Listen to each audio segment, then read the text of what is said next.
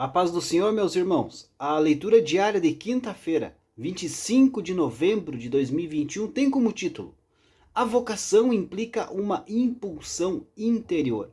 O texto bíblico encontra-se no livro de Atos dos Apóstolos, capítulo 20, versículo 24, e também no livro do profeta Isaías, capítulo 6, do versículo 8 ao 10.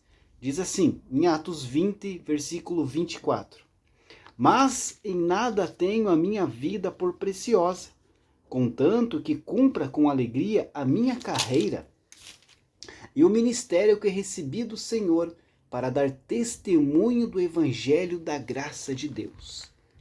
Isaías capítulo 6 diz assim: Depois disso ouvi a voz do Senhor que dizia: A quem enviarei? E quem há de ir por nós? Então disse eu: Eis-me aqui, envia-me a mim. Então disse ele: Vai e dize a este povo: Ouvis de fato e não entendeis, e vedes em verdade, mas não percebeis. Engorda o coração deste povo, e endurece-lhe os ouvidos, e fecha-lhe os olhos.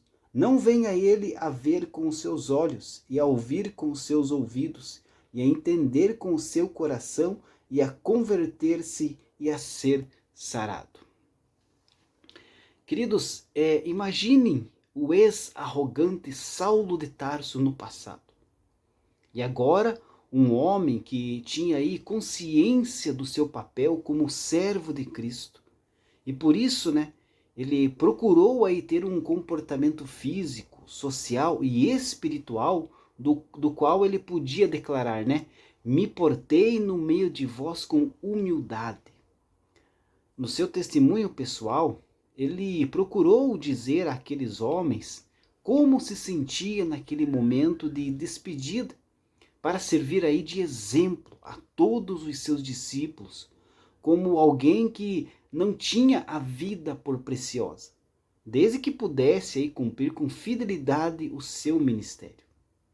Não era o seu objetivo falar de si mesmo, mas certamente o fez para deixar aos seus colaboradores o exemplo a ser imitado no ministério pastoral.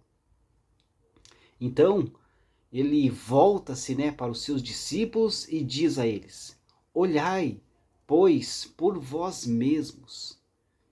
Era como se ele estivesse dizendo assim de modo incisivo: prestem atenção sobre suas atitudes pessoais perante as suas famílias, perante Deus e perante as igrejas sob o pastoreio.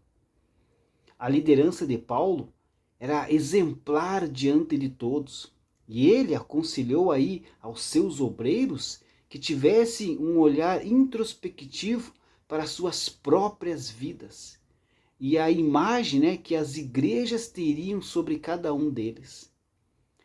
Nenhum ministro de Cristo no pastoreio de uma igreja pode passar a ideia de um super-homem, de inatingível ou intocável, como se não pudesse ser aí atingido por forças externas, ou não se cansasse e não precisasse cuidar do seu corpo, da sua saúde. Antes de querermos cuidar aí do rebanho de Deus, devemos cuidar de nós mesmos, para estarmos aí em condições saudáveis de cuidar do povo de Deus. A Igreja de Cristo não é um curral eleitoral e nem deve ser tratada como mera entidade social, porque a igreja pertence a Deus. E ninguém pode assenhorar-se aí da igreja como se fosse dono da igreja. Pastor não é chefe de boiada, nem trata os crentes como se fossem o seu gado. Pedro disse que a igreja é o povo de propriedade escolhida de Deus. 1 Pedro 2,9. Deus busca homens e mulheres capazes de desprenderem-se de todas as outras coisas da vida para obedecer à sua vocação. E esse desprendimento implica a total abnegação das coisas materiais e plena confiança no cuidado de Deus para suprir todas as necessidades. Paulo tinha o coração livre da avareza e da ganância.